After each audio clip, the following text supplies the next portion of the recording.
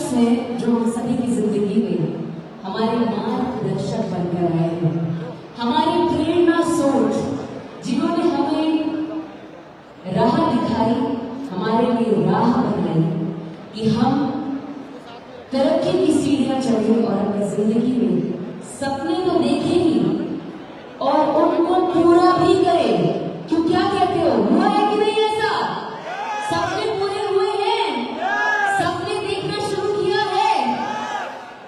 तो एक ऐसे शख्स जिन्होंने नींव रखी एक सक्सेसफुल व्यवसाय की, साथ ही साथ उन्होंने नींव रखी अपने सपनों को पूरा करने का, ऐसे प्रोडक्ट्स लेके आए जिससे कि हम समाज की सेवा कर सकें, लोगों के घरों में खुशियां ला सकें, अच्छी सेहत ला सकें, और साथ ही साथ ऐसे प्रोडक्ट्स लेके आए जिनको आप सेल करके, जेन्युइन प्रोडक्ट्स को सेल करके पैसे तो कमा ही सकते हैं और साथ ही साथ सबकी ब्लेसिंग्स भी पा सकते हैं।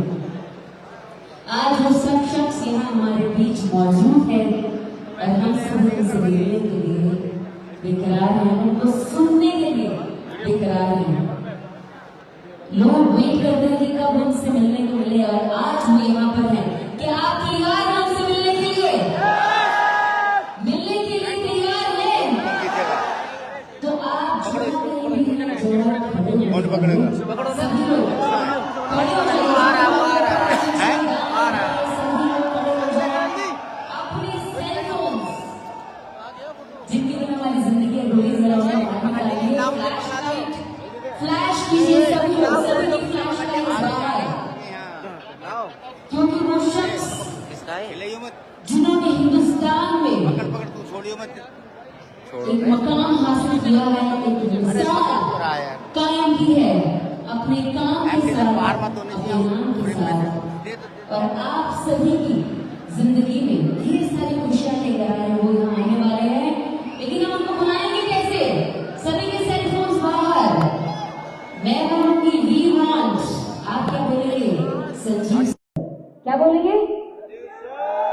तो मेरे साथ we want, we want, we want, we want.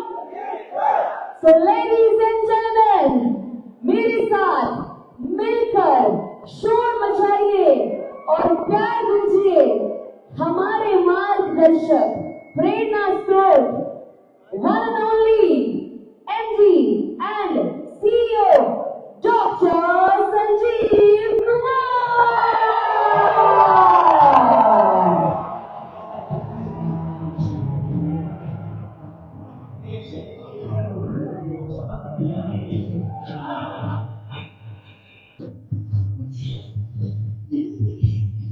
शोर मचते रहना चाहिए, हमारे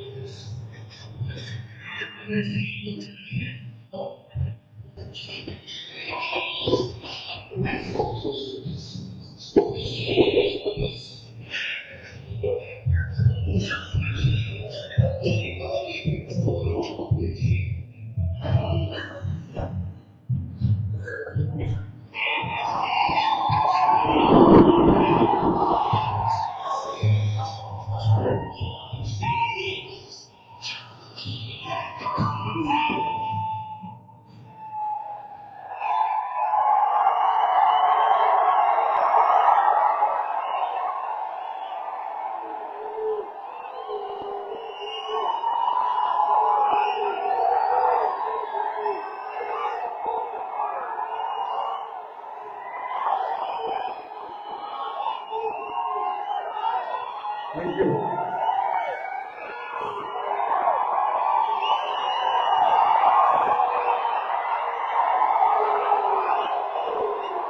थैंक यू। भारत माता की, भारत माता की, भारत माता की। वंदे वंदे वंदे। हर हर महादेव। बहुत बहुत धन्यवाद आपका। आपके चरणों में दंडवत प्रणाम करता हूं और आप सभी का विजय रथ के इस अद्भुत समागम जो मैं देख रहा हूं, उसमें आप सबका तहे दिल से हार्दिक स्वागत करता हूं, अभिनंदन करता हूं। मुझे पता है कि आप लोग प्रॉपर पटना से नहीं है, पटना के आसपास से आए हैं। बैठ जाओ, आराम से बैठो।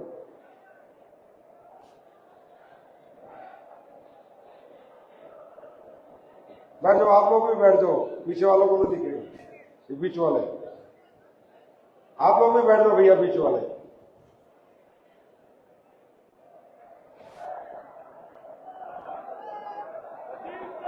बैठ जाओ,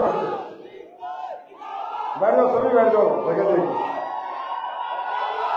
थैंक यू, धन्यवाद।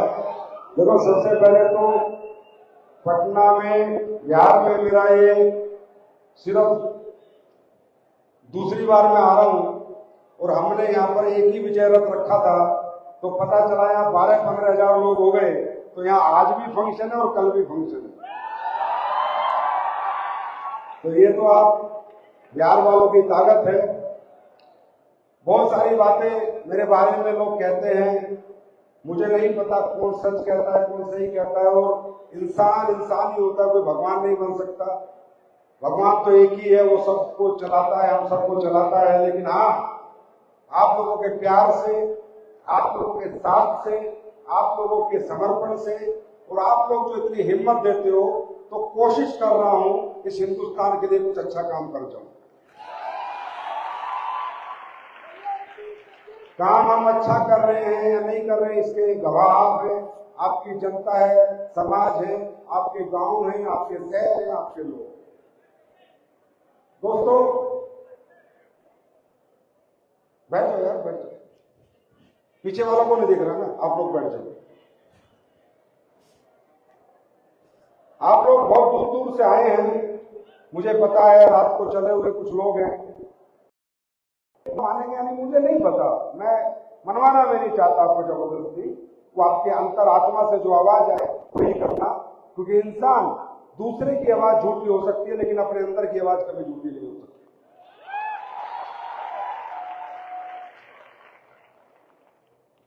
ये बिहार में दूसरी बार है, मुझे लग रहा है तीसरी बार आ गया तो कहीं ये गांधी मैदान खुलना हो जाए।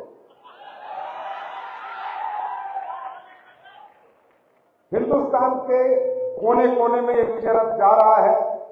मेरठ से शुरू हुआ था, बिहार पटना पहुंचा, यहां से रांची जाएगा, वहां से गोरखपुर जाएगा।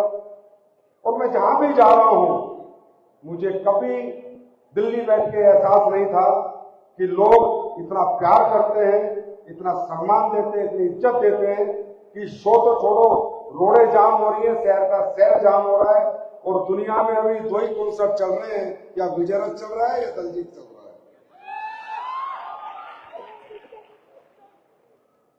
आपके बीच में आके मालूम चलता है कि हम कितना सही काम करें और हमें कितनी और मेहनत करनी चाहिए।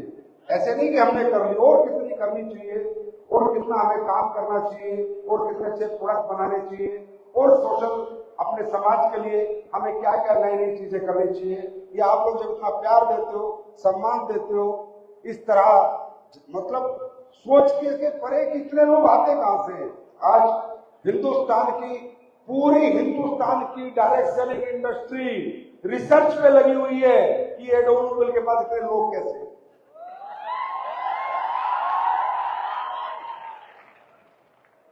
उन्हें नहीं पता कि ये लोग यहाँ पर दिमाग से नहीं दिल से जुड़े हुए हैं, क्योंकि AWPL दिल वालों की कंपनी है और ये दिल से काम करती है। और मैं बात करूं बिहार की धरती पे, थोड़ा बिहार की, जितना मुझे बिहार के बारे में समझ, और मैं कभी भी कोई भी झूठी और बनावटी और दिखावटी आपको चढ़ाने वाली बात नहीं करूंगा। मेरे पास हर बात का तथ्य होता है। जिंदगी में मैंने कोई भी बात सिर्फ बोली नहीं है, उसके पीछे के मेरे पास लॉजिक्स हैं, तथ्य हैं, एग्जाम्पल है। दोस्तों, बिहार के लोग पूरे हिंदुस्तान में सबसे ज्यादा वफादार होते हैं, सबसे ज्यादा ईमानदार होते हैं, सबसे ज्यादा जानदार होते हैं और सबसे ज्यादा दिलदार होते हैं।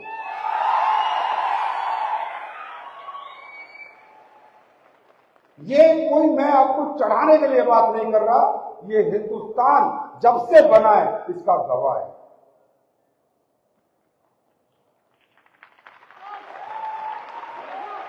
आज मैं नहीं कहता, मैं क्यों इन बातों को कह रहा हूं, क्योंकि जब मैं छोटा था, बचपन था, तो हम देखते थे कि बिहार से लोग आ रहे हैं और गांव-गांव में लोगों के घर पे काम कर रहे हैं।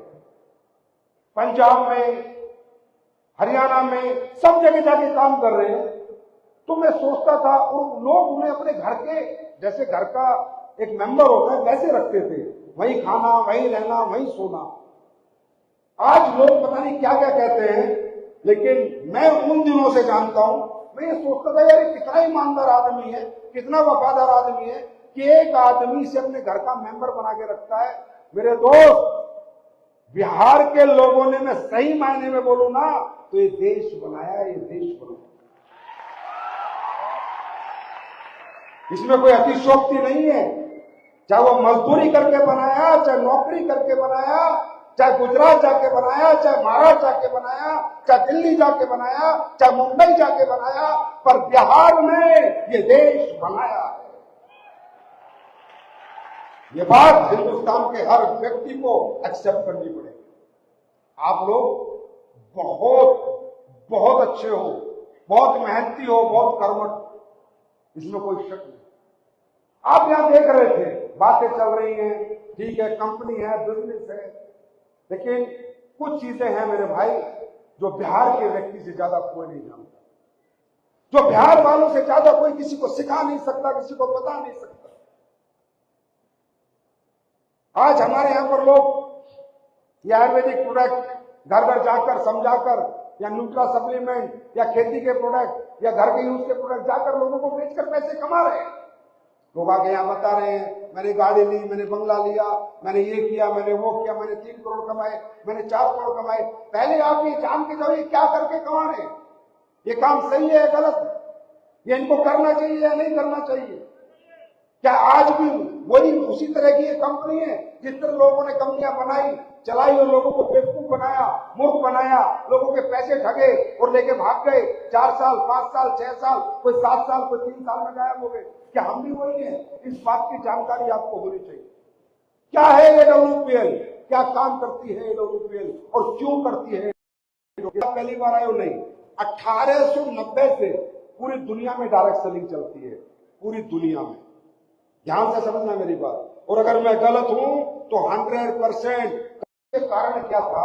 एक ही कारण था कि जब डायरेक्ट सेलिंग नहीं थी तो कोई प्योर देसी घी डला होगा तो प्रोडक्ट थोड़ा महंगा होगा, है ना। बाजार के कंपैरिजन उसमें कुछ खासूसियत है तो उसके प्राइस में थोड़ा सा वेरिएशन होगा ही होगा। मेरे भाई, आप आज मेरी बात मत मानो, फिर दुनिया की रिसर्च करो। आज लुई विटॉन एक कंपनी है जो पर्स बनाती है, बेल्ट बनाती है, उसको अपना क्वालिटी प्रोडक्ट बेचने के लिए अपने खुद के शोरूम खोलने पड़े, दूसरा कोई उसका नहीं बेचता।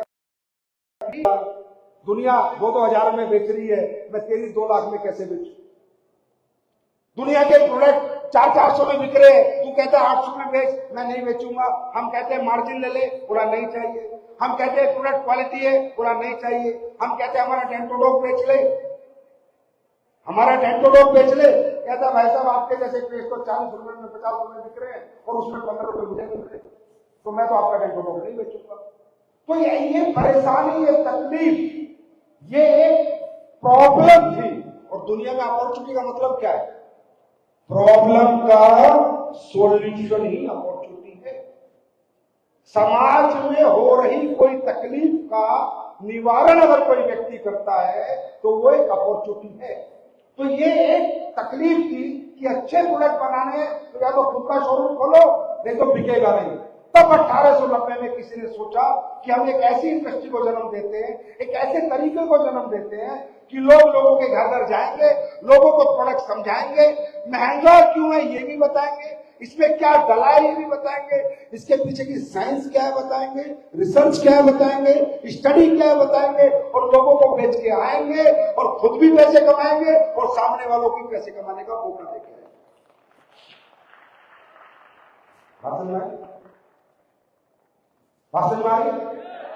क्वालिटी प्रोडक्ट, रिजल्ट बेस्ड, अच्छे प्राइस में अच्छी क्वालिटी लोगों के घरों तक जाए, इसलिए डायरेक्ट सेलिंग बनी थी।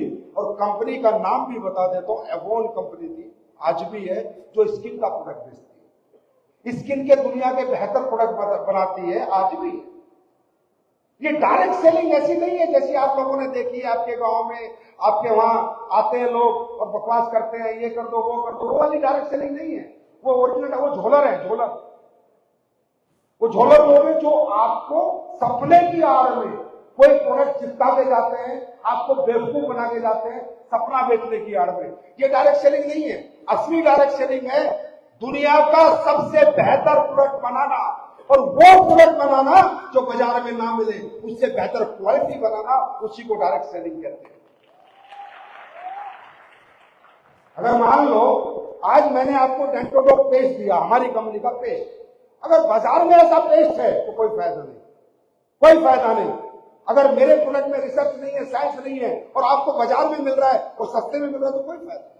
प्रोडक्ट ऐसा हो जो दुनिया में मिले तो सिर्फ कंपनी के पास मिले, हमारे पास मिले, वरना कहीं ना मिले। राइट।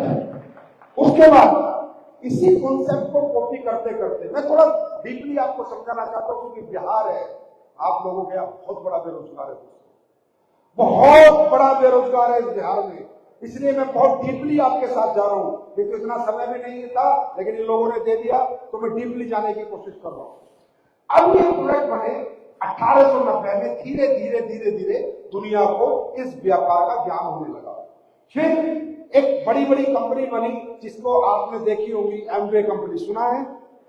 मैं नाम ले रहा हूं, कोई नहीं लेगा ऊपर से, क्योंकि मुझे आपको डीपली समझाना है। एमवे कंपनी बनी, ओरिफ्लेम कंपनी बनी, बाजार और दुनिया भर की बड़ी बड़ी कंपनियां बनी और उन्होंने बड़े अच्छे अच्छे प्रोडक्ट बनाए, कोई डाउट नहीं, कोई डाउट नहीं, बहुत अच्छे अच्छे क्वालिटी प्रोडक्ट बनाए और पूरी दुनिया को उन्होंने बताया कि क्वालिटी प्रोडक्ट भी बेचे जा सकते हैं डायरेक्ट सेलिंग के मॉडल के साथ, डायरेक्ट सेलिंग के मॉडल के साथ। अगर आज आप पूरी दुनिया से ये पूछो कि पूरी दुनिया को न्यूट्रास्यूटिकल्स खिलाना, न्यूट्रिशन सप्लीमेंट के बारे में अवेयरनेस किसने दी, जानकारी किसने दी, तो कंपनी है एमवे कंपनी, कोई डाउट नहीं।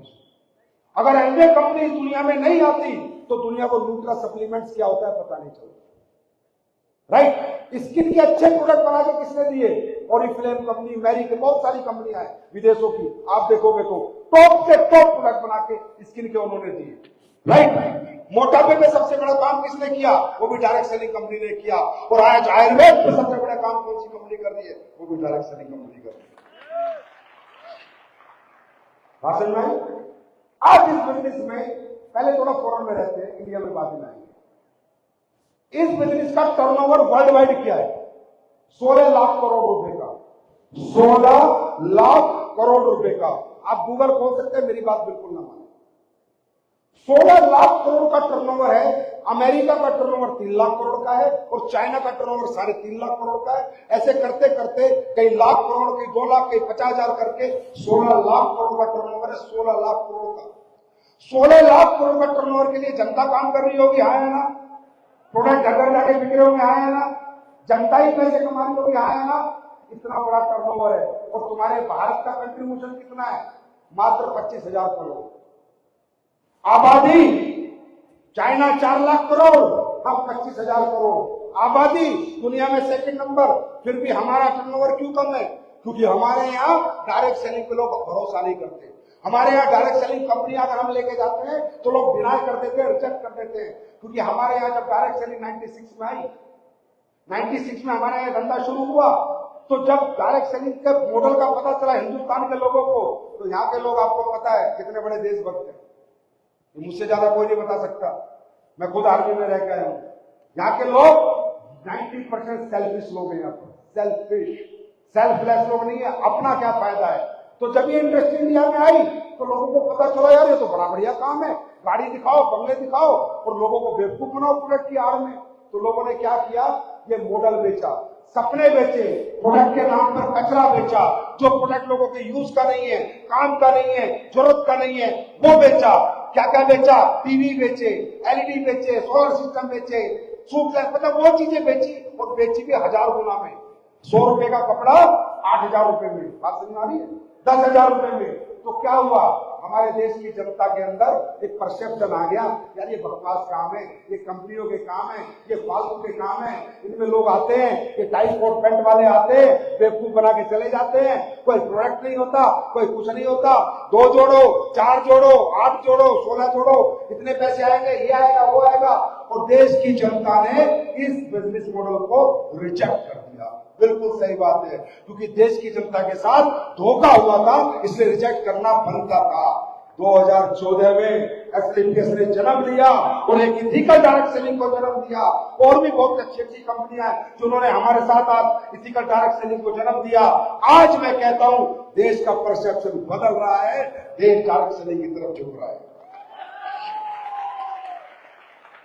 अब आप मुझे बताना भाई साहब, प्रोडक्ट तो आपको बाजार से मिलेगा, साबुन नहाने की तो बाजार से मिलेनी है, मसाला तो बाजार से मिलेगा है, सरफ तो बाजार से मिलेना है, बीमार हो गए तो दवाई तो बाजार से मिलेनी है ना, दांतों का पेस्ट बाजार से मिलेना है ना, लेना है नहीं लेना है, खेती के अंदर यूरिया पेस्टिसाइड तो डालना है तो बाजार से लेना है ना।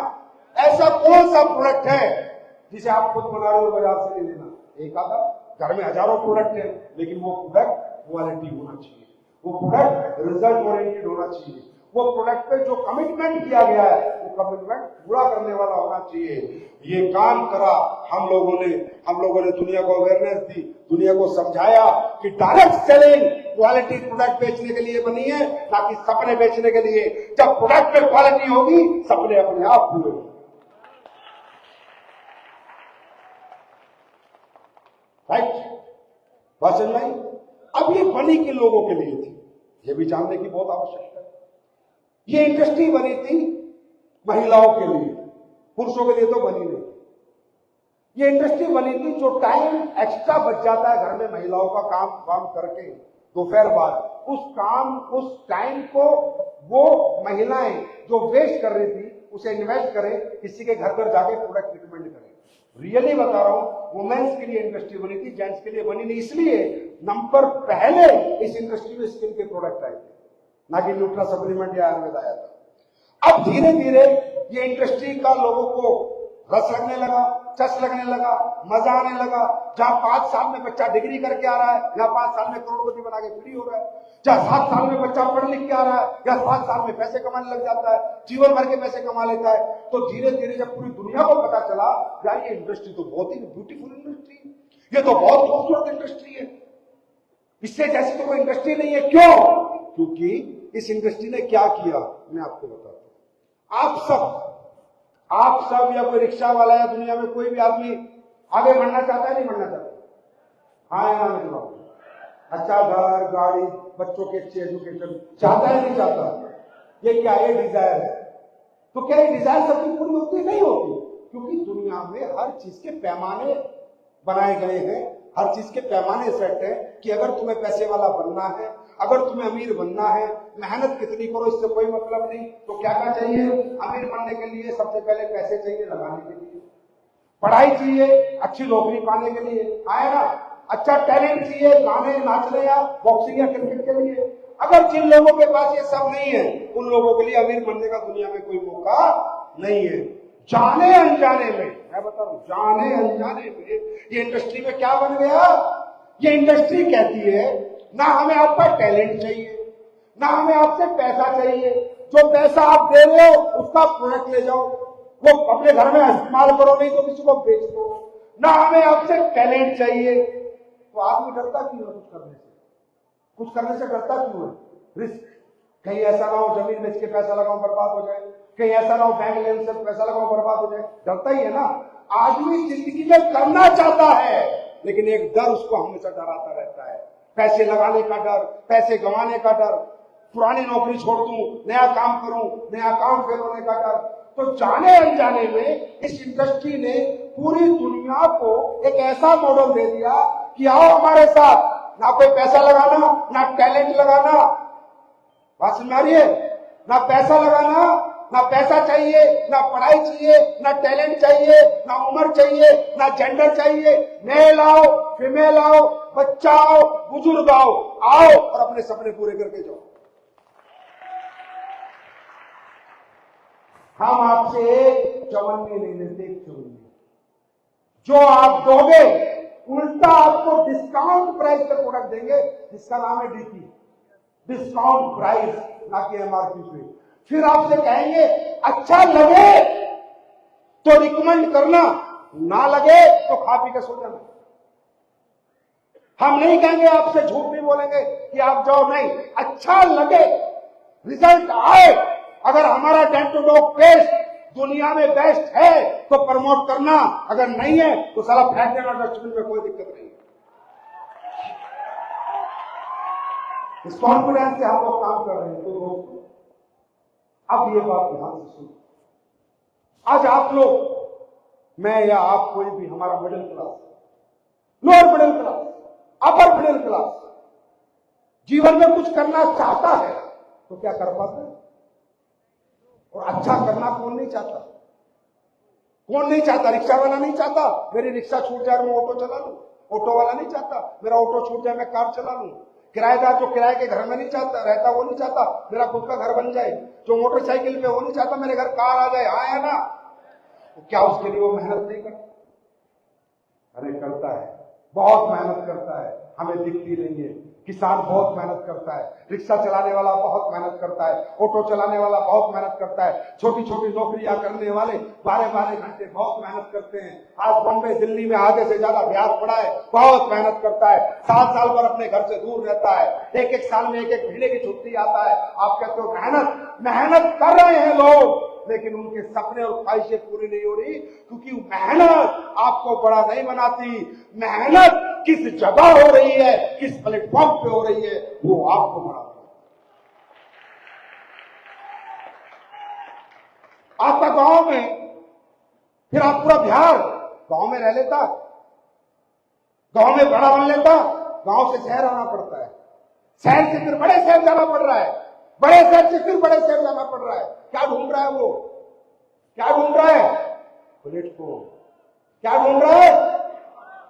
भाई साहब बॉम्बे गया 15,000 की नौकरी मिली, दिल्ली गया 12,000 की नौकरी मिली, प्लेटफॉर्म तो ढूंढ रहा है, क्योंकि उसके गांव में कोई ऐसा प्लेटफॉर्म नहीं था जो उसको महीना 12,000 दे देता।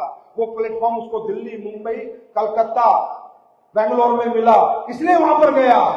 आज वो प्लेटफॉर्म जो 12-15,000 के थे, अब उनकी जरूरत नहीं पड़ेगी, क्योंकि मैं खुद चल के करोड़ों का प्लेटफॉर्म लेके आया। आपको यकीन करना होगा, भरोसा करना होगा, विश्वास करना होगा। अगर मन में कोई सवाल हो तो वो सवाल अपने सीनियर से पूछ लेना, लेकिन अब जरूरत नहीं पड़ेगी आपको मुंबई और दिल्ली का मुंह देखने की। अब मुंबई दिल्ली वाले खुद चल के तुम्हारे पास आएंगे। वैल्यू हमारी मेहनत की नहीं है, वैल्यू हमारे जरूरतों की नहीं है। आप एक बात बताओ, आप कहीं नौकरी मांगने जाते, आपने बीए करी, बीटेक करी, एमटेक करी, आपके घर पे कर्जा, आपकी बहन की शादी है, किसी को फर्क पड़ता है? उसके लिए आप कितना काम करोगे उतने पैसे देगा। हाँ है ना? हाँ है ना? किसी को फर्क पड़ता है? आपकी जरूरत कितनी है, आपके घर में परेशानी कितनी है, तकलीफ कितनी है, किसी को फर्क नहीं पड़ता। सिर्फ आपको पता है कि आपके घर में क्या परेशानी है, सिर्फ आपको पता है आपके घर में क्या तकलीफ है। फर्क सिर्फ आपको पड़ता है और दुनिया में किसी को नहीं पड़ता। मेरे भाई, अगर बिकने जाओगे तो दुनिया अपनी मर्जी से कीमत लगाएगी, और अगर खुद को बेचने जाओगे तो कीमत तुम्हारी खुद की होगी। अब ये फैसला तुम्हें करना है कि तुम्हें खुद को बेचना है या किसी के हाथों बिकना है।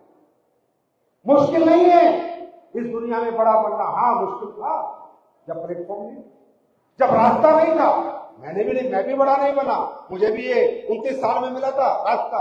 तब तक मैं भी नौकरी करता था 5,000 रुपए महीने की, 6,000 की।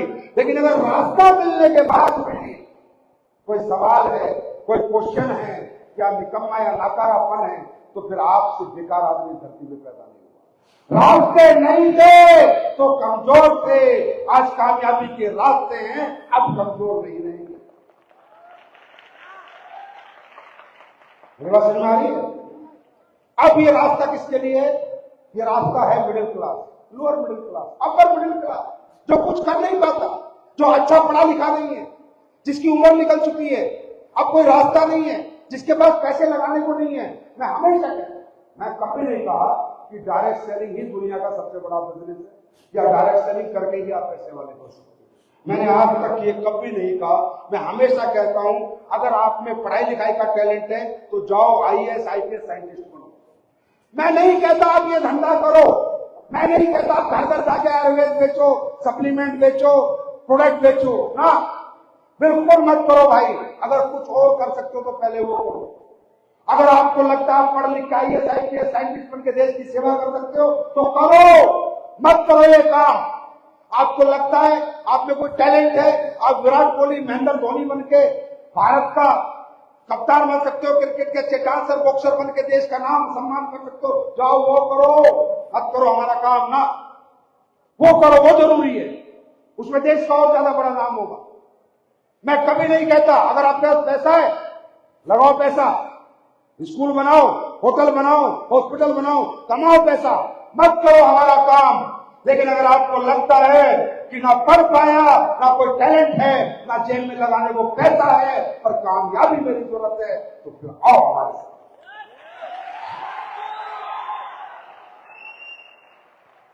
हंसली पियर्स वेलनेस कभी भी दिखावटी, बनावटी, झूठी बातें नहीं करती। हम वही कहेंगे जो सच है।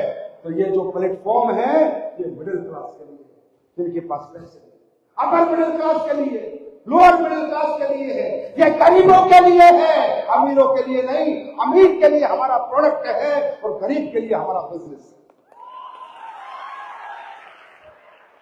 इसलिए कई बार हमारे इस कॉन्सेप्ट से, इस प्लेटफॉर्म से लोगों को दर्द होता है, तकलीफ होती है। अब यहां बच्चा आके बता रहा था, मैं ये करता था, मैं 5,000 कमाता था। जब लोग देखते हैं क्या 5 साल में हमने इतनी पढ़ाई लिखाई करी, इतना कुछ किया, और ये लोग 5 साल में जिंदगी बदल रहे हैं, 5 साल में करोड़ों कमा रहे हैं, तो लोगों को तकलीफ होती है। लेकिन मैं आज थैंक यू कहूंगा हमारे भारत की सरकार को, हमारे देश को, सबको, कि उन्होंने आज डायरेक्ट सेलिंग को एक लीगल टेंडर दिया और देश के बेरोजगार युवकों को या रोजगार पाने का मौका दिया। और बेरोजगारी मिटाने के लिए आज डायरेक्ट सेलिंग एक बहुत बड़ा काम भारत देश के अंदर करती जा रही है। ये मैं जरूर कहूंगा, चाहे मैं हूं चाहे कोई आए, प्रोडक्ट में दम नहीं तो गेट में एंट्री नहीं। प्रोडक्ट दमदार है तो ये बिजनेस दमदार है, अगर प्रोडक्ट बेकार है तो ये बिजनेस बिल्कुल बेकार है। ये मैं खुद सामने से कहता हूं। मेरी बात समझ में आ रही? अब आप एक बात बताओ, हम लोग पिछले 11 साल से, भाई साहब नए नए नहीं आए हैं, नए आप आए हो सकते हो हमारे प्रोग्राम में, हम नए नहीं आए हैं, हम 11 साल से हैं। यही बात कह रहे हैं 11 साल से। लाखों टेस्टिमोनियल है हमारे पास, लाखों, हजारों नहीं, लाखों, घुटनों के, लीवर के, किडनी के, कैंसर के, टीबी के, बेऔलाद के, लाखों है, लाखों। पूरा सोशल मीडिया, यूट्यूब, फेसबुक भरा पड़ा है। मेरी बात मत मानो, 11 साल से ये जो देश की जनता हमारे प्रोडक्टों के रिजल्ट ले रही है, उनकी बात तो मानो।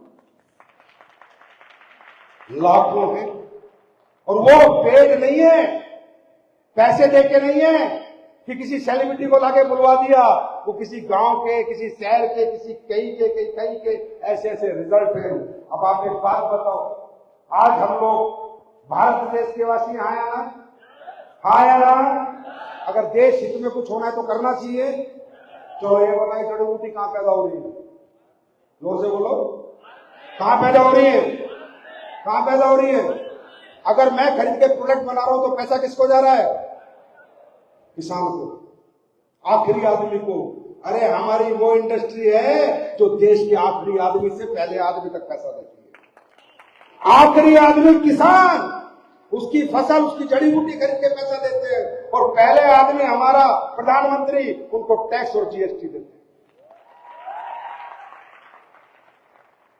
ये इस इंडस्ट्री की ताकत है। आज बात करते हैं हम क्या आयुर्वेद की। अभी आप लोग सुन ही रहे होंगे, मैं बोलता था, मेरी बात पे कोई भरोसा नहीं करता था। अरे यार संजीव सर तो आयुर्वेद बेचते इसलिए बात करते हैं। मैं फिर कह रहा हूं, मुझे रिकॉर्ड करना, एक दिन आएगा ये देश अगर दोबारा सोने की चिड़िया बनेगा तो तुम्हारे आयुर्वेदिक प्रोडक्ट बेच के ही बनेगा।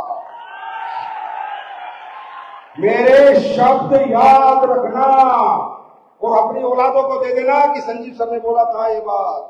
भाई साहब, ये देश पहले भी सोने की चिड़िया था। ये सोने की चिड़िया का कारण ही इसका आयुर्वेद था।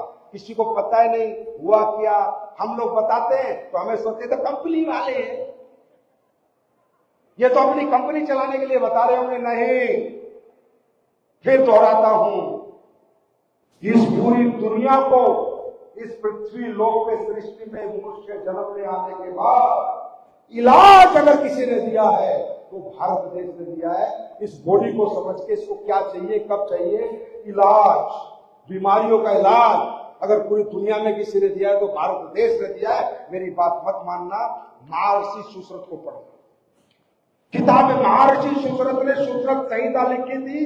वो पहले व्यक्ति थे इस पृथ्वी लोक पे जिन्हें ज्ञान मिला था कि मनुष्य के शरीर में अगर बीमारियां होती हैं तो बीमारियां कैसे ठीक होती हैं, और उन्होंने लिखी थी सुश्रुत संहिता। सुश्रुत संहिता से ही आज पूरी दुनिया में एलोपैथिक बनी है, क्योंकि एलोपैथिक भी प्लांट बेस्ड है। क्या बेस्ड है? क्या बेस्ड है? और आयुर्वेद क्या बेस्ड है? प्लांट बेस्ड है, हर्ब बेस्ड है। सुश्रुत संहिता, इस सुश्रुत संहिता को चोरी करा गया इस देश से, पता है आप लोगों को? आज सबसे बड़ा आयुर्वेद कहां है हमारे देश में? सबसे अच्छा आयुर्वेद का इलाज कहां है हमारे देश में? केरला में। कहां पर है? और सबसे ज्यादा सोना कहां पर है? केरला में। पद्मानाथ मंदिर से ज्यादा सोना कहीं और केरला के लोगों को ज्यादा सोना नहीं है। आप लोगों को मालूम नहीं है, जब पुराने समय में अरब कंट्री से हमारा व्यापार होता था, जब अरब कंट्री वाले इस देश में आते थे भाई, उन्हें पता चला कि इस देश में एक पद्धति है जो मनुष्य को जिंदा कर देती है, बीमार को ठीक कर देती है, और वो पद्धति मिलती है कहां पर? केरला में। वो इलाज मिलता है केरला में, समझे? वो यहां पर आए, वो इलाज के लिए गए। भाई साहब, जड़ी बूटी ने सोना दिया, जड़ी बूटी ने सोना दिया, जड़ी बूटी ने सोना दिया। अरे तुम कहते हो भारत सोने की चिड़िया, साला कैसे बना सोने की चिड़िया? कौन सी सोने की खान है भारत में? किसी से सोना लूट के लाए हम? किसी देश पे आक्रमण किया हमने? सोना कहां से आया? सोना आया, अरब कंट्री वाले आते थे, तुम्हारा लौंग, काली मिर्च और आयुर्वेद की जड़ी बूटी लेके जाते थे और सोना लेके जाते। नहीं तो पढ़ लेना, अगर मेरी बात कहीं भी गलत हो तो पढ़ लेना। राइट? अरब आए, अरब के बाद अंग्रेजों को पता चला कि यार एक ऐसी कंट्री है, एक ऐसी जगह है जहां पर दुनिया में काली मिर्च और लौंग का व्यापार होता था सबसे ज्यादा। सबसे जरूरत की चीजें, कोई यूरोपियन कंट्री सर्दी वाली कंट्री है, वह ठंड में मर जाते थे लोग, ठंड लग के मर जाते थे लोग। लेकिन लौंग और काली मिर्च का काढ़ा पी लिया तो कोई मरेगा नहीं। साहब तुम्हारी लौंग काली मिर्च सोने में बिकी। अरब यहां से लेके गए, यूरोप बेचा, यूरोप से पैसे कमाए। यूरोप वालों को पता चला दुनिया में कोई देश है जिसके अंदर ये होता है। उन्होंने ढूंढने के लिए कोलंबस और वास्को दी गामा निकले। कोलंबस ने अमेरिका ढूंढा। ये अमेरिका जो ढूंढा गया है ना, ये काली मिर्च और लौंग के चक्कर में ढूंढा गया।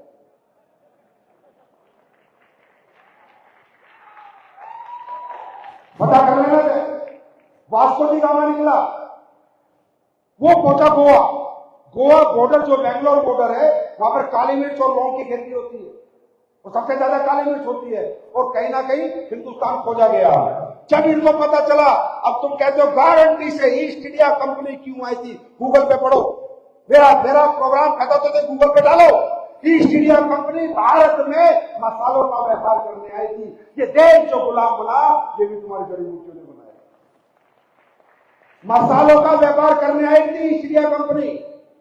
जब उन्हें पता चला कि इस देश में ये ताकत है, इस देश के अंदर ये पावर्स है, ऐसी ऐसी जड़ी बूटियां हैं और इतना पैसा इस देश के पास, तो धीरे धीरे उन्होंने तुम्हें गुलाम बना लिया। ये गुलामी भी इसी आयुर्वेद के कारण हुई, इन स्पाइसेस के कारण हुई, इन मसालों के कारण हुई, और ये दुनिया में दोबारा भारत सोने की चिड़िया भी इसी कारण से बने। अभी 2-4 दिन पहले सिद्धू की वीडियो देखिए यूट्यूब पे, समय देखिए, मेरी बीवी का कैंसर ठीक हो गया 4थी स्टेज।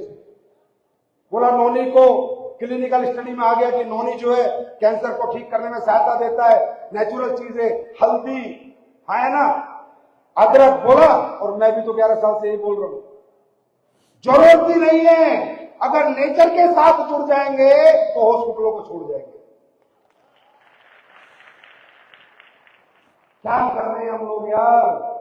हम लोग किसी का पेट नहीं काट रहे, किसी की जेब नहीं काट रहे भाई साहब। हम लोग ये कह रहे हैं भैया तेरे घुटने का ऑपरेशन बता दिया ना, 3 लाख लगेंगे ना, तू 10-20 हजार हमारे से प्रोडक्ट ले ले, अगर ठीक हो गया तो दुआ दे देना, नहीं तो सोचना 3,20,000 लग गए। हम कब कह रहे हैं हम आपको ठीक करेंगे, हम कब कह रहे हैं हम आपको फायदा पहुंचाएंगे, हम कब कह रहे हैं हम बहुत अच्छे हैं, हमसे अच्छा कोई नहीं है। नहीं होंगे हमसे अच्छे, पर एक बार हमें भी ट्राई कर लो। अब बोला लीवर खराब हो गया, 60% गया, 70% गया, लीवर चेंज होगा, 30 लाख रुपए लगेंगे। हम कह रहे हैं लिवोडोक ले लो, 3-4 बोतल ले लो 10-12 हजार की, अगर ठीक हो गए तो दुआ दे देना, नहीं तो सोचना 30 लाख 10 हजार लग गए। हम कब झूठ बोल रहे? वो करते करते आज ये आलम है कि पूरे देश में माहौल है तो ये डोरू बिल का माहौल, क्योंकि कहीं ना कहीं हमारे प्रोडक्ट्स ने लोगों को रिजल्ट दिया है, लोगों को ठीक किया है। मैं एक आवाज में पूछता हूं, हमारे प्रोडक्ट के रिजल्ट आते हैं नहीं आते? कौन से बोलो आते हैं नहीं आते? आते हैं नहीं आते? ये आवाज है मेरे दोस्तों जो पहली बार है, ये हमारे लोगों की आवाज है। हम जब प्रोडक्ट बनाते हैं तो ये नहीं देखते कितने पैसे बचेंगे ना, आदमी बचना चाहिए, पैसा जाए बाहर,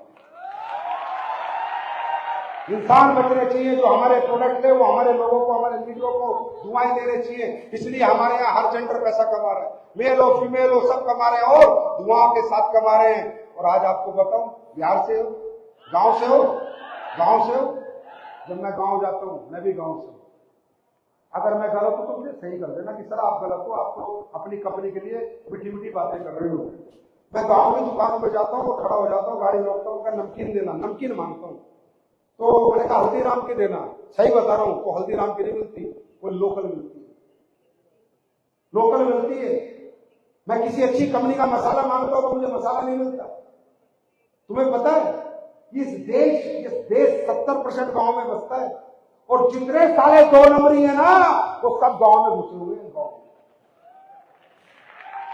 नकली तेल बेचने वाले, नकली घी बेचने वाले, नकली साबुन बेचने वाले, नकली सरफ बेचने वाले, समझे, नकली मसाले बेचने वाले, नकली बिस्किट बेचने वाले, नकली टॉफी, नकली नमकीन, जितने साले नकल, जितने 2 नंबरी हैं, सिर्फ गांव की भोली भाली जनता को लूट रहे। जाओ, मेरी बात मत मानो, अपने गांव की दुकान पे जाना, आपको एक अच्छी कंपनी का प्रोडक्ट नहीं मिलेगा, जो नाम आपने कभी नहीं सुना होगा वो प्रोडक्ट आपको मिलेगा। ये हो रहा है हमारे देश में आज की। अगर मैं गलत हूं तो गांव की दुकान पे जाके मेरी याद करना कि एक आदमी आया था, ठीक कहता था, हम बदलेंगे ये दुकान, हम बदलेंगे ये प्रोडक्ट, वादा करता हूं तुमसे, जब तक ये दुनिया है एसलीपीएस वेलनेस देश के हर नागरिक को ध्यान में रखते हुए काम करेगी, ना कि दौलत को ध्यान में रखते हुए काम करेगी। जो भी लाएगी क्वालिटी लाएगी, ऑथेंटिक लाएगी, और ऐसा प्रोडक्ट लाएगी कि नकलचियों को भगाएगी और ओरिजिनल आपके घर में रख के आएगी। अच्छा होगा देश के लिए, बुरा होगा? हाँ, इस अच्छे काम में साथ देना चाहिए, नहीं देना चाहिए? ये अच्छे काम में बढ़ चढ़ के एक साथ आना चाहिए, नहीं आना चाहिए? ये अच्छा काम करने हम जा रहे हैं, हम किसी को लूटने नहीं जा रहे। हम नहीं कहते बिजनेस करो, कौन कहता है बिजनेस करो? मत करो। प्रोडक्ट खाओ पियो, अच्छे प्रोडक्ट लो, अच्छे यूज करो, अच्छे प्रोडक्ट यूज करो, मत करो बिजनेस। अपनी नौकरी करो, अपना व्यापार करो, जो कर रहे हो करो। हम कब कहते हैं करो? अगर आपको लगता है ज्यादा पैसा कमाना है, कोई जरूरत है तो करो। अगर आपको लगता है नहीं यार मैं तो ठीक ठाक हूं, तो प्रोडक्ट हमारे खाओ, क्योंकि हमारे प्रोडक्ट तुम्हें जिंदगी देंगे और बाहर के प्रोडक्ट तुम्हें मौत देंगे। यार ये दुनिया बहुत जालिम है मेरे दोस्त, पैसे कमाने के लिए कुछ भी कर रही है। आपको क्या मालूम, आप लोग गांव के लोग हो, मैं भी गांव का था, मुझे भी मालूम नहीं था।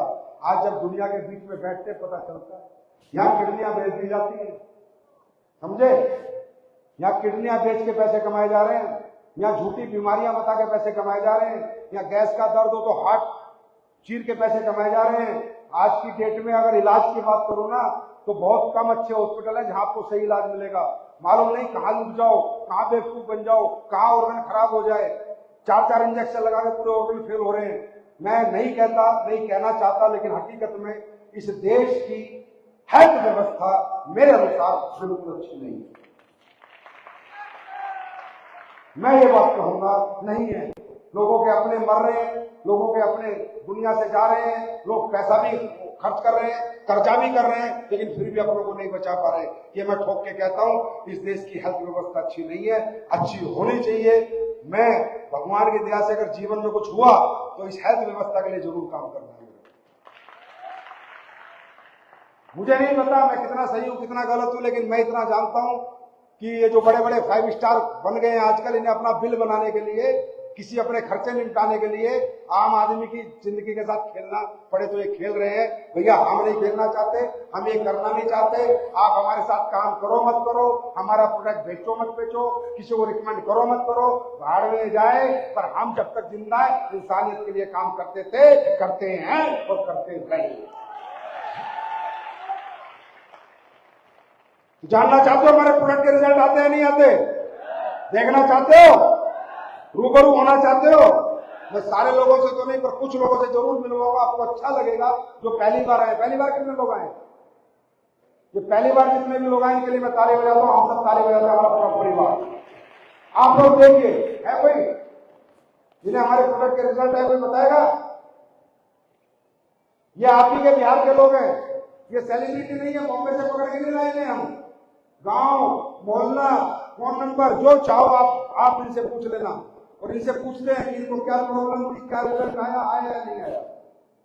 लो भाई साहब, मेरा नाम नितिन कुमार है, मुझे हार्ट का प्रॉब्लम था। आप कहाँ से हो? मैं वासुदेव नेवाड़ा डिस्ट्रिक्ट से हूँ सर। कहाँ से? वासुदेव नेवाड़ा डिस्ट्रिक्ट से। ये बिहार का डिस्ट्रिक्ट है जी। अच्छा ठीक है, बताओ मुझे हार्ट का प्रॉब्लम था। क्या था हार्ट में? हार्ट में बहुत सिकुड़ चुका था, 2 बार हार्ट इनका सिकुड़ चुका था? बहुत सिकुड़ चुका था 2 बार जी। अच्छा, फिर एक सर मेरे फाइटर फर्स्ट वाले। नहीं, पहले कहाँ दिखाया आपने? दिल्ली में दिखाया सर। एम्स दिल्ली में दिखा के आए, ठीक है गुड। वहाँ के डॉक्टर ऑपरेशन बोलते, ऑपरेशन बोला, ठीक है। फिर वहाँ से जब डॉक्टर साहब ऑपरेशन बोले तो पैसा का इंतजाम करने में घर चला आया। अच्छा, तो पैसा का इंतजाम कर ही रहा था तो एक फाइटर मेरे एसडीपीएस के साथ बोले सर क्या बात है? बोला ऐसा बात है सर। बोले विश्वास करके सर एक बार मेरा प्रोडक्ट आप यूज कर लो। तो मैंने उस प्रोडक्ट को यूज किया 1 महीना 6 महीना से। 6 महीना जी। कितना पैसा खर्च हो गया? जी बोले कितना पैसा खर्च हो गया 6 महीने में? 6 महीने में ज्यादा नहीं सर, 50,000 का खर्च किया। 50,000 रुपया आपका हमारे प्रोडक्ट में लग गया। हार्ट सिकुड़ चुका था, दिल्ली एम्स ने ऑपरेशन बोला था। ये आदमी आप ही का है, इसको लेके जाओ, बात करो, सच बोल रहा है झूठ बोल रहा है।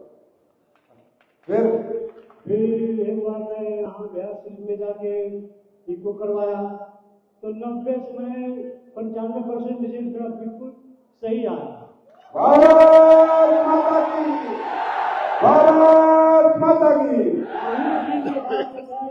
मैंने सोचा कि मैं तो स्वस्थ हुआ हूँ और इस संस्था के माध्यम से आप लोगों को स्वस्थ करूंगा। अब ये भाई ना डायमंड बनने के लिए काम कर रहा, ना ब्लू डायमंड के लिए काम कर रहा, ना ये एम्बेसडर बनने के लिए काम करना, ना पैसे कमाने के लिए। इसका सिकुड़ा हुआ हार्ट ठीक हुआ तब इसने कसम खाई कि मैं AWL में काम करूंगा, पैसे के लिए नहीं, दुनिया को ठीक करने के लिए। यही हमारा। थैंक यू भाई साहब। आपका नाम क्या है? मेरा नाम विपिन कुमार शर्मा हुआ sir. Vipin Kumar Sharma, thank you भाई। अरे भाई ताली तो बजाओ यार, इतना बड़ा रिजल्ट। जी सर। मेरा नाम सुनील कुमार है, मैं नालंदा जिला से बिलोंग करता हूँ। नालंदा जी। मेरा लीवर फैटी स्टेज 2 पर चला गया था। स्टेज 2 जी। तीसरी पे फाइब्रोसिस हो जाता है। तो मैंने डॉक्टर 2-3 जगह डॉक्टरों से दिखाया, पर जो है अंग्रेजी दवा लिखने से कोई फायदा नहीं रहा, बराबर पेन बढ़ता हो रहा।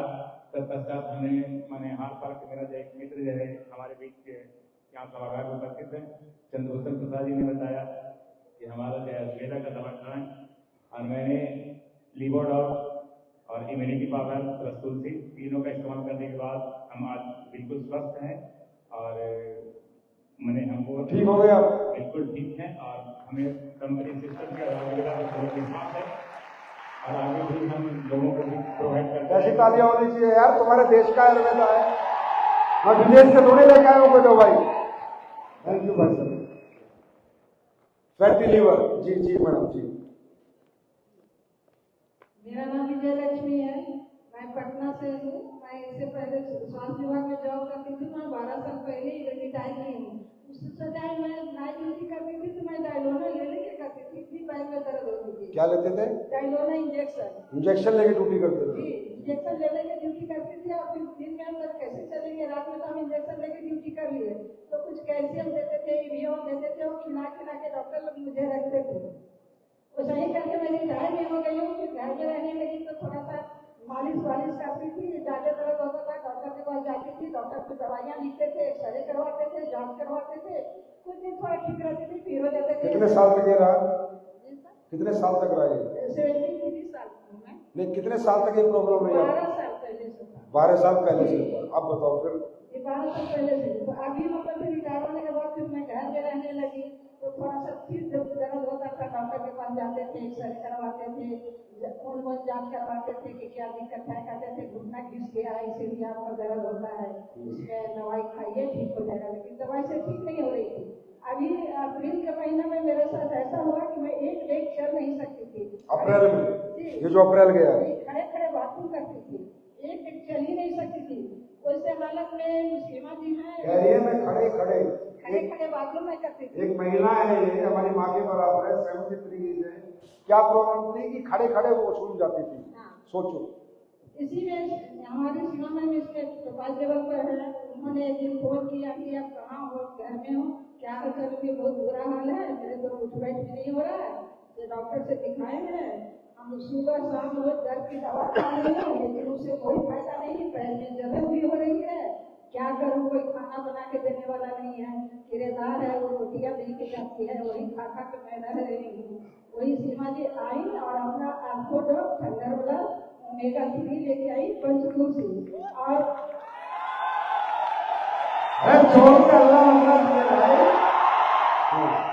आप मुझे दवा दिखाई भी नहीं, किचन में मेरे गई, पानी गर्म करके लाई और मुझे पिला दी एक बच्चे की तरह। आप बोले मेरे को कि क्या था, मेरी मम्मी बन गई है। तो बोले पैसे कितना होगा, बोली आंटी पहले ठीक हो लो तब पैसे देना, ठीक नहीं होगा कोई पैसे नहीं देना। मैं 3 दिन में मतलब सोती थी नहीं, रात में 3 दिन दवाई खाने के बाद मैं सोने लगी। तब मैंने कहा कि नहीं, दवाई में दम है, मैं इसको खाऊंगी। 10 दिन में मैं घर में चलने लगी, 1 महीना खा के मैं रोड पर चलने लगी, और मैं बाथरूम में बैठ के मिल जाने लगी। अब ठीक हो? आप बिल्कुल ठीक हो सर। चलो आशीर्वाद दो, फिर सिर पे हाथ रखो, आप पड़े हो। Thank you. आप उठने ठीक है अभी? ऐसे करके दिखाओ।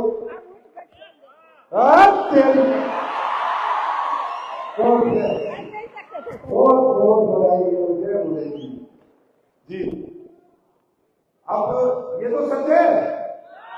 अरे मैं तो कंपनी मालिक हूँ, मैं तो सब झूठ बोलता हूँ। और बताओ, ये तो आप ही की जनता है, ये बना है, और ये हमारी ताकत नहीं है, इस देश की मट्टी में, इसके नेचर में ये ताकत है, भारत माता की ताकत है। इसलिए मैं स्टेज पे आके बोलता हूँ भारत माता की, क्योंकि आज जो भी पूछे हम भारत माता की। जी बताइए। मेरा नाम राम सुधा देवी है, मैं पटना साल से बिलोंग करती हूँ, और मुझे 30 साल से माइग्रेन का शिकायत था। 20 साल हम खाए दवा विनय कारक, डॉक्टर विनय कारक से, और उसके बाद 8 साल डॉक्टर चंद्रशेखर सर से दवा खा रही थी और सर बोले कि तुमको पूरा लाइफ दवा खाना पड़ेगा, नहीं तो तुम टेंशन लेगी तो खत्म हो जाएगी, तुमको एक दिन भी दवा नहीं छोड़ना है। ऐसे खाते खाते हम ड्यूटी भी किए और ड्यूटी से अपना हिंदू से रिटायर कर गई हूँ और इसी की हम विजय जी और हम एक साथ ड्यूटी करती थी। तो विजय जी के हड्डी का प्रॉब्लम ठीक हुआ, हमने बोले कि राम सुधार भी आप मेरा दवाई खाओ और ब्रेन ठीक हो जाएगा।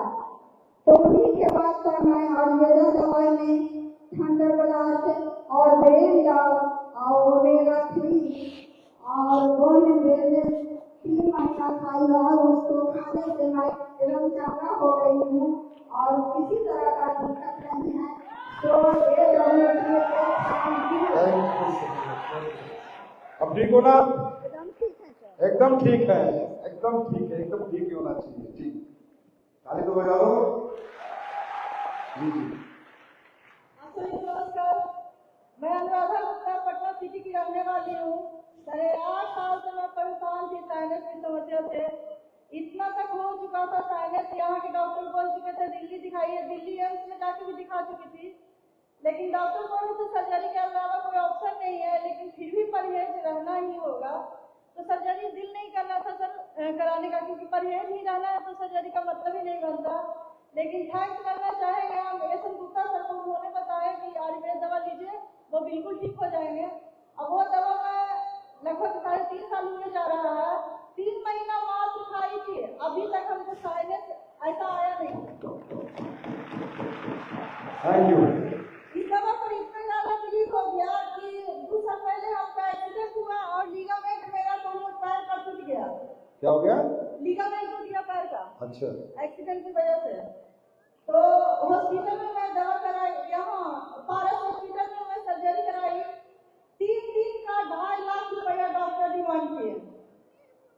मैं वहां से डिस्चार्ज ली हूँ अपने रिस्क पर और AWPL के प्रोडक्ट पर मुझे इतना विश्वास था, डॉक्टर डिस्चार्ज नहीं कर रहे थे, मैं खुद से साइन की हूँ एप्लीकेशन देके कि मुझे साइन कीजिए, मैं यहाँ नहीं रहूंगी, मैं अपने घर पर जाकर अपने पैरों पर खड़ी हो जाऊंगी।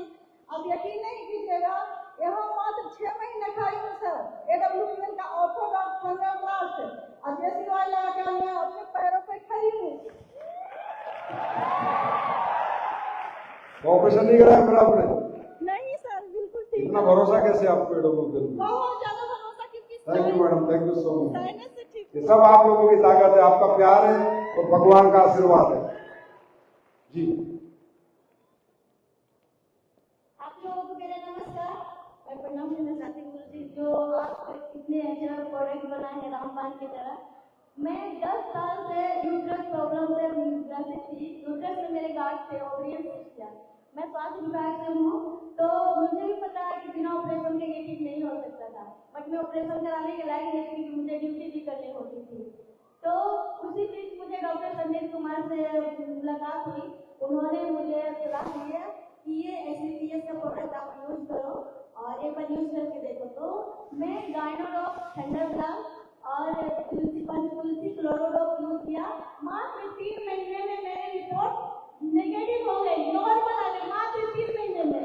मैंने टोटल 15 से 16,000 रुपए लेके और मैं अभी बिल्कुल आप लोगों के सामने ठीक हूँ और मैं SBPS का सभी को प्रमोट करना चाहती हूँ, सलाह देना चाहती हूँ मेरे लोगों को कि आयुर्वेद अपनाएं और अपना स्वास्थ्य सही रखें। Thank you madam, thank you so much. Uterus में गांठ नहीं मैडम, लक्ष्मी मैं पटना से हूँ, मेरा नाम अल्पा कुमारी है। मुझे सूखने वाला थायराइड हो गया था। सूखने वाला, जो बॉडी सूख जाती है, वही हो गया था। तो हम लोग बैठे थे आपस में, जो फ्रेंडशिप में बैठते हैं, तो वहाँ बोले सब बात कर रहा है, हम डॉक्टर से दिखाया 25 mg का दवा, बोले 3 महीना खाओ। मैं फिर गए दोबारा, तो बोले 50 mg का। तो सर आपको बोले ठीक हो जाएगा, फिर नहीं हो पाया। तो हम लोग आपस में बात कर रहे थे, तो बोली कि आप ना आयुर्वेद खाइए। तो हम बोले तो आप कौन आयुर्वेद चक्कर में पड़ेगा। फिर हम लोग आपस में बात किए, तो हम बोले ठीक है, पर विश्वास करते हैं। तो खाए मैंने सर, बहुत अच्छा रिजल्ट आया। 6 महीना के अंदर मेरा मतलब सही है, मेरा रेट एकदम सही हो गया। तो इस उम्र में होना चाहिए। Thank you. Thank you sir. Thyroid मतलब थायराइड या तो फुलाता है या सुखाता है, इनको सूखने वाला हो गया था, अभी ठीक हो ना? God bless you. सभी को मेरा नमस्कार। और एक्चुअली मुझे क्या हुआ 3 दिसंबर 2020 को मेरी एक्सीडेंट हो गई थी। उसमें मेरा ये हाथ और ये पूरा हाथ भी टूटा हुआ था और एक्सीडेंट की वजह से कुछ डेंटल प्रॉब्लम भी आई थी। यही डॉक्टर विनय का मैं भी दिखाई तो ऑपरेशन खोला, तो ऑपरेशन की वजह से मुझे फिर डर लगती थी, जिसकी वजह से मैंने ऑपरेशन नहीं करवाया। तो मुझे ये प्रोडक्ट मिला और मैं इसका ऑर्थोडॉक्स मिंडाक्लास गायनो ओमेगा 3 और तुलसी मैंने लिया। रिजल्ट बहुत अच्छा आया और आज मेरा हाथ जो ऑपरेशन था उसमें मेरी बेबी हाथ 2 साल की थी, तो ऑपरेशन कराने में भी थोड़ा मुश्किल था। और माफी चाहेंगे मुझे नेटवर्क मार्केटिंग प्रोडक्ट पे बिल्कुल भरोसा नहीं था। अब थैंक यू करना चाहूंगी अपने हस्बैंड का जिन्होंने मुझे भूल हो के ये प्रोडक्ट खिलाया। हस्बैंड भी आए हैं रोशन सर। एक्चुअली नेटवर्क मार्केटिंग से कहाँ आपके हस्बैंड? अरे हो जाओ। अच्छा गुड, आपने झूठ बोल दिया, चलो ठीक है, पत्नी की जान बचाने के लिए झूठ बोलना बनता है। एक्चुअली क्या है कि इन्होंने नेटवर्क मार्केटिंग पहले कर रखा था, तो जिसकी वजह से काफी लॉसेस हुई थी। तो मैंने इनको बोल दिया था कि अगर कोई भी नेटवर्क मार्केटिंग में प्रोडक्ट लाओगे तो मुझे डिवोर्स दे दो, उसके बाद ये हमारे देश की नेटवर्क मार्केटिंग की गाथा है। और इसके प्रोडक्ट के बाद इन्होंने फिर मुझे बताया कि नहीं ये नेटवर्क मार्केटिंग का प्रोडक्ट है। फिर मुलाकात हुआ सोनू सेठ जी से, मजेंद्र जी से, उन्होंने प्लान बताया। फिर मेरे घर में ननद का 8 साल से बच्चे नहीं हो रहे थे, उनकी भी एक लक्ष्मी घर में आई और उसके बाद भरोसा जागा। और मेरी खुद की फैक्ट्री चलती है लेडीज कॉस्मेटिक आइटम की। मैं इस काम को स्टार्टिंग में पार्ट टाइम किया और बाद में फुल टाइम कर रही। मैं पैसे के लिए काम नहीं कर रही हूँ, बस मैं चाहती हूँ मेरा जैसा रिजल्ट है सारे लोगों का। Thank you so much, so nice, thank you. ये आप ही के लोग थे। क्या बोला मैडम ने? नेटवर्क मार्केटिंग के प्रोडक्ट पे विश्वास ही नहीं था, क्योंकि हमारे यहाँ पर नेटवर्क मार्केटिंग ऐसे ही होती थी, पर अब सुधार आ रहा है। या तो सुधरना पड़ेगा बेटा, नहीं तो जाना पड़ेगा। अब ये देश की जनता पागल बनने वाली नहीं है। अब चलेगी तो इथिकल डायरेक्शन चलेगी। सब कंपनियां काम करो, अच्छे प्रोडक्ट बनाओ, अच्छे प्लान बनाओ, लोगों को फायदा पहुंचाओ, ना कि सिर्फ अपने फायदे के लिए आओ। तो अब तो कॉन्फिडेंस आया होगा, अच्छा लगा या नहीं लगा? ये तो आप ही के लोग थे। ये काम हम लोग कर रहे हैं, ये काम हम लोगों को करना है। अब करना क्यों है? बिहार के लोगों को बताना पड़ेगा क्यों। अरे गरीबी क्या होती है और मजबूरी क्या होती है, अगर ये बात मुझे बिहार के लोगों को बतानी पड़ेगी तो बहुत शर्म की बात, बहुत शर्म की बात है। क्योंकि बिहार के लोगों ने गरीबी निकाली है पंजाब तक, जम्मू कश्मीर तक जाके, बेंगलोर मुंबई दिल्ली जाके, मजबूरियों में अपने घर से एक साल दूर रहे। और जब आपने देखा होगा लॉकडाउन चल रहा था और जब ट्रेनें थी तो वहां सबसे ज्यादा भीड़ बिहार की थी। मैं नहीं बताऊंगा आपको काम क्यों करना है, आपकी गरीबी और आपके पिता और माता की वो दुखी आके बताएंगी कि आपको काम क्यों करना। करने के लिए तैयार हैं? तैयार हैं? दिक्कतें आएंगी, परेशानी आएंगी, नया नया काम है, नई नई शुरुआत है, पता कुछ नहीं है, लेकिन क्या यहाँ पर कुछ जानना भी नहीं है।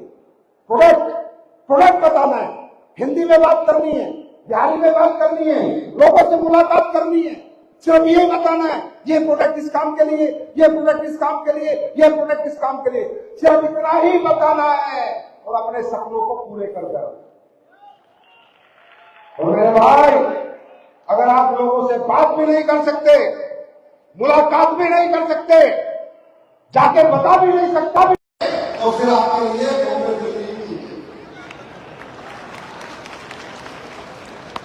रिवर्स बना रही क्या होगा? कोशिश करके तो देखो, मेहनत करके तो देखो, हिम्मत करके तो देखो, हार के तो देखो, आखिर क्या होगा? तुम्हारे प्रोडक्ट नहीं मिलेंगे, तुम्हारा काम नहीं चलेगा, तुम्हारी टीम नहीं बनेगी, तो क्या होगा? कोशिश करके तो देखो, एक बार मेहनत करके तो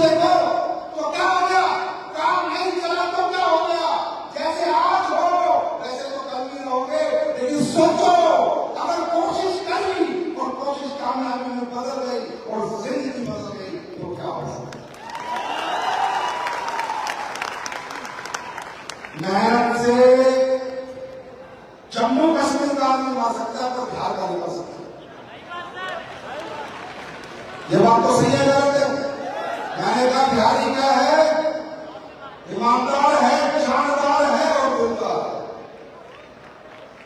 मेहनत तो पहले नहीं करते थे, लेकिन तुम्हें कुछ नहीं मिला। क्या मेहनत की बड़ी कीमत मिलेगी? अब ठीक है हमारे साथ कब करो काम, हम तो कह रहे हमारे साथ करो। तुम इतने बड़े बारिशर हो, इतने बड़े डिस्ट्रिक्ट कलेक्टर हो, इतने बड़े बिजनेसमैन हो, मत करो हमारे साथ काम। हम तो कह रहे भैया करो, फायदा हो जाएगा। नहीं करना मत करो, जो कर रहे हो वो करो। बस ये सोच लेना वो काम पहले भी आपके माँ बाप करके गए, आपके दादा परदादा करके गए, वो कुछ नहीं कर पाए तो तुम क्या कर पाओगे?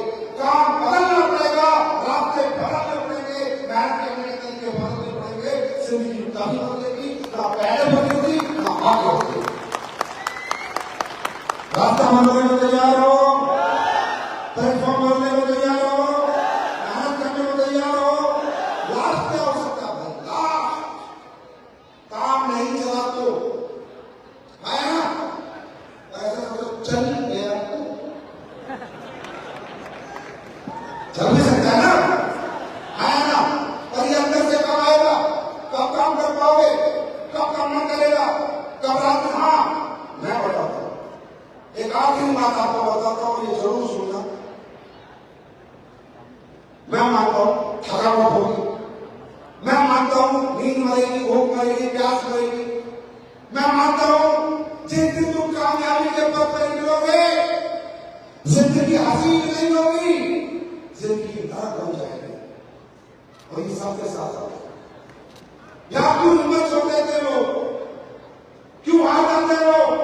काम बुरा नहीं है, काम कर सकते हैं, कामयाब हो सकते हैं, लेकिन जो शुरू के 3-4-5 साल है वो 3-4-5 साल इतने कष्ट के निकलते हैं, इतने कष्ट के निकलते हैं कि वो कष्ट नहीं झेल पाते। बड़े ध्यान से सुनना मेरे दोस्त मेरी बात, वो कष्ट नहीं झेल पाते और पहले 4-5 साल में निकल जाते, और अगर कष्ट झेल जाते तो कामयाब हो जाते। भाई ये सृष्टि का नियम है, ये प्रकृति का नियम है कि जब जब आप कुछ बड़ा करने को निकलोगे, कुछ कामयाबी के लिए निकलोगे, कुछ बड़ा जिंदगी बदलने के लिए निकलोगे तो बड़ी मुसीबतें आएंगी, बड़े दुख आएंगे, बड़ी तकलीफें आएंगी और आपको बड़ी कुर्बानी देनी पड़ेगी। क्यों? जब जब आदमी जिंदगी में अपना बेस बनाता है, नींव डालता है, तो सबसे ज्यादा कष्ट बेस बनाने और नींव डालने में।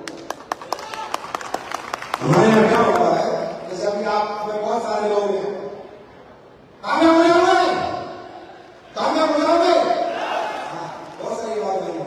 और ये सब की किसी भी 2 महीने में खुश हो जाएगा, कोई यहाँ से जाके 15 दिन में खुश हो जाएगा और कोई 6 महीने में खुश हो जाएगा। ये सारी चीज भूल जाएगी, सारे भाव रहते रह जाएंगे, भाव में क्यों तकलीफ आएंगे, परेशानी आएगी। क्यों? क्योंकि सृष्टि ने ये बताया है, प्रकृति ने ये बताया है कि बंदे जब तू कामयाबी की नींव डालेगा तो नींव का ग्राफ ऊपर होता है नीचे होता है? नींव ऐसे लगती है, ऐसे लगती है कि ये बंदे जब तू तेरी जिंदगी की नींव डालेगा तो तेरी जिंदगी का ग्राफ ऊपर नहीं जाएगा, नीचे जाएगा। और एक बात बताओ, जब हम घर की नींव डालते हैं सबसे ज्यादा टाइम किसमें लगता है? नींव डालने में, बिल्डिंग बनने में? नींव डालने में। सबसे ज्यादा पैसा किसमें लगता है? नींव डालने में। सबसे ज्यादा सरिया किसमें लगती है? नींव डालने में। सीमेंट किसमें लगता है? नींव डालने में। इस दुनिया में कोई भी व्यक्ति जब कामयाबी की तरफ दौड़ा है, कामयाबी के पथ पे निकला है, और जब कामयाबी के लिए उसे उस कामयाब प्लेटफॉर्म में अपना बेस बनाना पड़ता है, अपनी नींव डालनी पड़ती है, नींव डालने के दौरान ही वो व्यक्ति निकल जाता है। और नींव कहती है कि जब तू मुझे डालेगा मैं तेरी जिंदगी नरक बनाऊंगी ताकि स्वर्ग बनाऊंगी, तेरी जिंदगी का ग्राफ ऐसे जाएगा ताकि ऐसे जाएगा।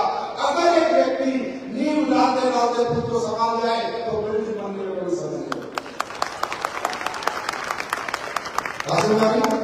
आप देखो कितने लोग हैं, हाथ खड़ा करना भाई साहब, कितने लोग हैं जो अभी तक हमारा काम नहीं करते, पहली बार शुरू करेंगे।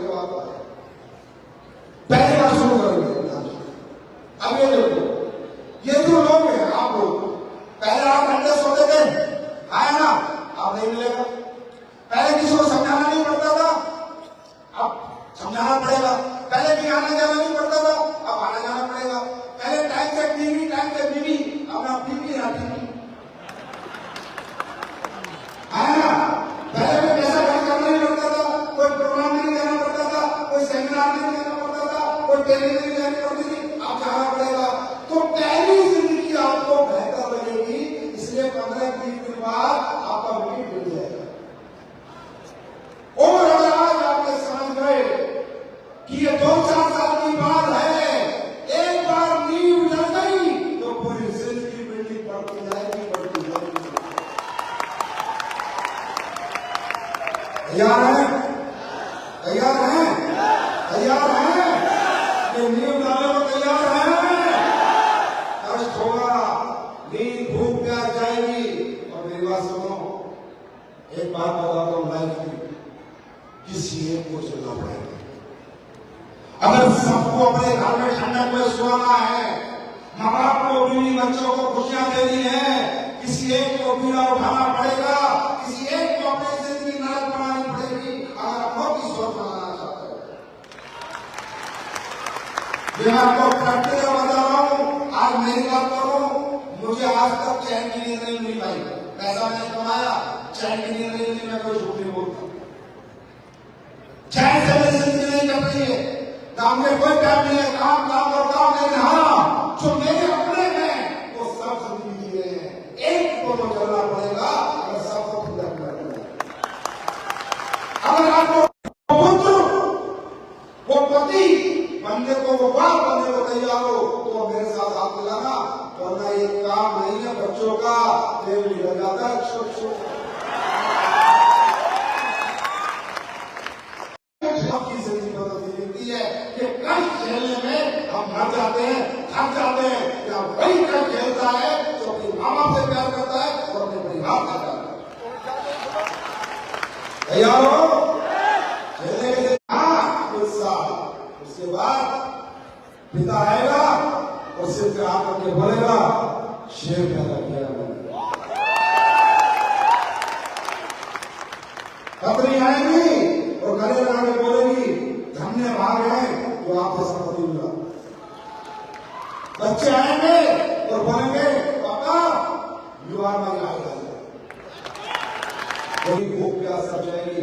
अगर ये कुर्बानी देने को तैयार हो, कोई कदम बढ़ाना, वरना जाओ छुट्टा चले। तैयार है? तैयार है? तपना, तो तपना, तपना, तपना, और जो तपता है उसका भी चमकता है। कहते हैं ना, गहरी अंधेरी रात हो जाए तो सोचो सुबह बहुत खिलखिलाती हुई, चमकती हुई होने वाली है ना। हर अंधेरे के बाद ही सुबह आती है।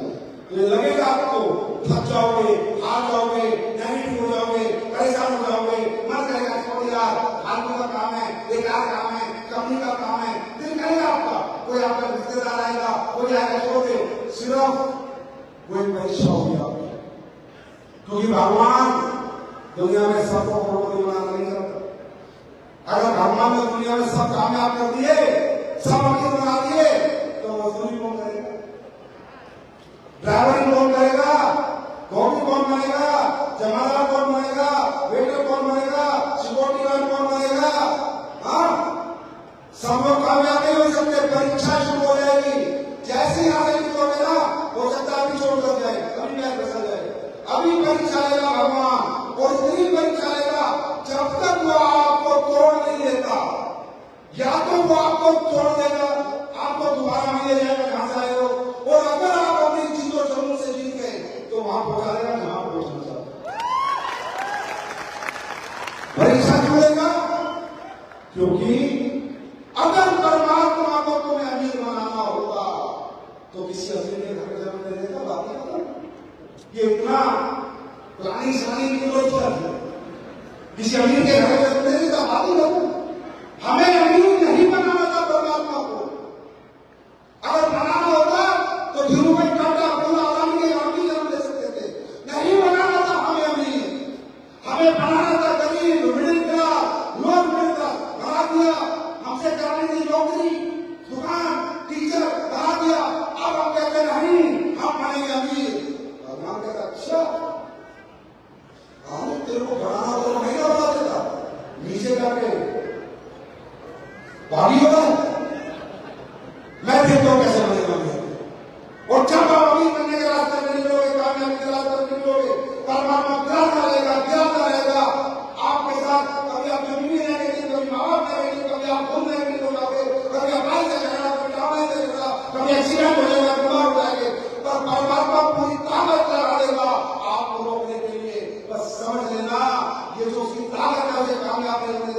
फिर वो आप बार बार कहोगे, और जब वो आपको देख लेगा कि आपके लड़का है तो करेगा या मरेगा, तो भगवान मारता है नहीं, डर हो जाता।